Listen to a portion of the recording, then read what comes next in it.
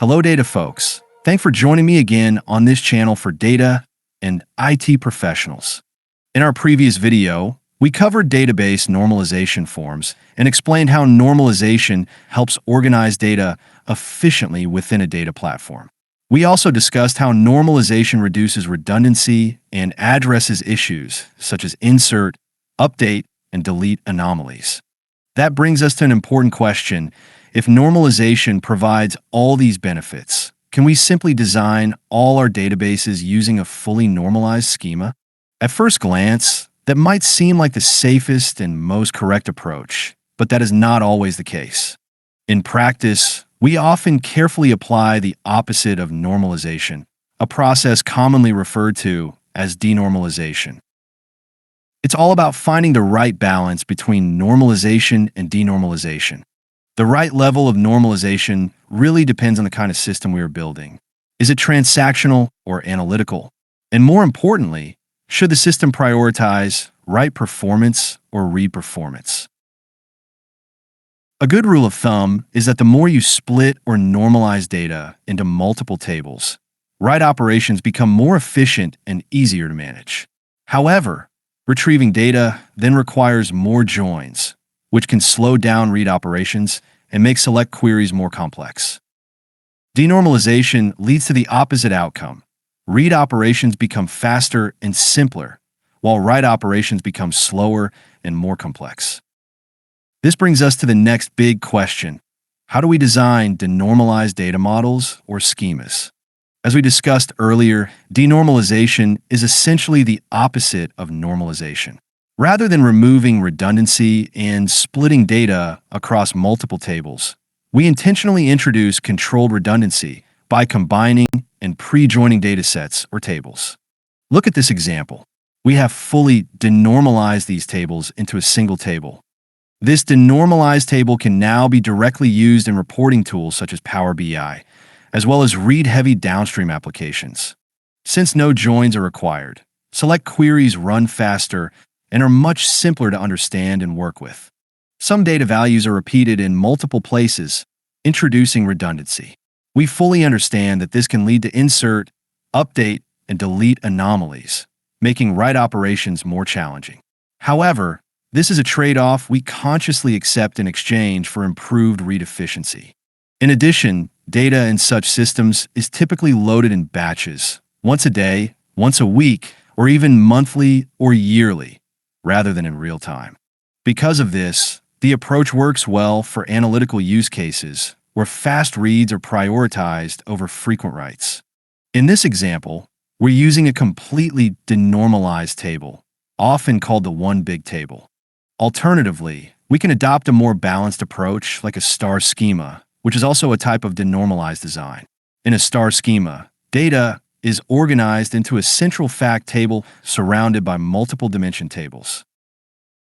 There's also the snowflake schema, which is an extension of the star schema where one or more dimensions are normalized as needed. We'll dive deeper into these designs in the next video. Now let's dive a bit deeper into OLTP and OLAP systems and how their modeling approaches work in practice. Online transactional systems, or OLTP, are designed for day-to-day operations. They focus on ensuring data integrity and fast write performance. For example, when a customer deposits money in a bank or completes a purchase transaction at a store, the system must record these changes accurately and in real time. In such cases, a normalized structure, such as third normal form, works really well because it minimizes redundancy, prevents anomalies, and efficiently supports frequent inserts, updates, and deletes.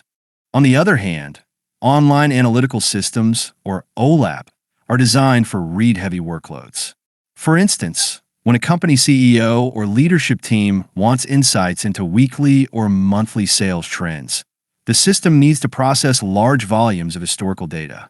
In these scenarios, normalized schemas are not ideal, as they often require joining data across multiple tables, which can slow down analytical queries. To improve query performance and simplify reporting, OLAP systems commonly rely on denormalized data models. In many real-world project scenarios, designing OLAP systems requires even more careful consideration. because data is typically organized into multiple stages or layers, each serving a specific purpose in the data lifecycle, and each often requiring different levels of normalization. The first stage, often called the raw or bronze layer, focuses on loading source data as is, with minimal transformation. This layer usually closely resembles the structure of the source systems and often maintains direct table-to-table mappings. The next stage, commonly known as the silver or transform layer, acts like an enterprise data warehouse.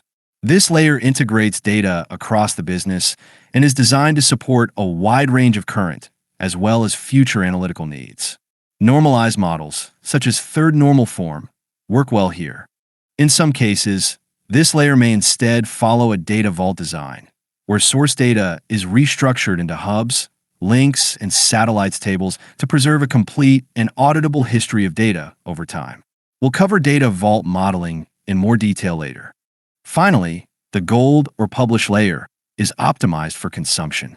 This is where data is shaped specifically for reporting and analytics.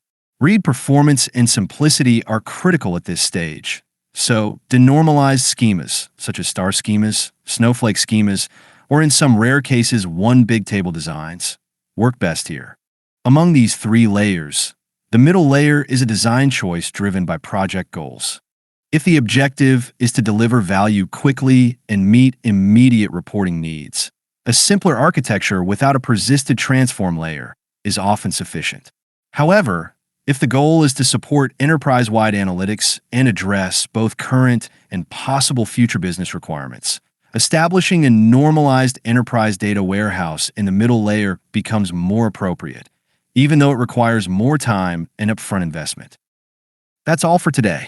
If you found this video helpful, give it a thumbs up and hit the subscribe button to stay up to date with our latest content. Most importantly, please share this with your friends. It truly helps us bring more such videos your way.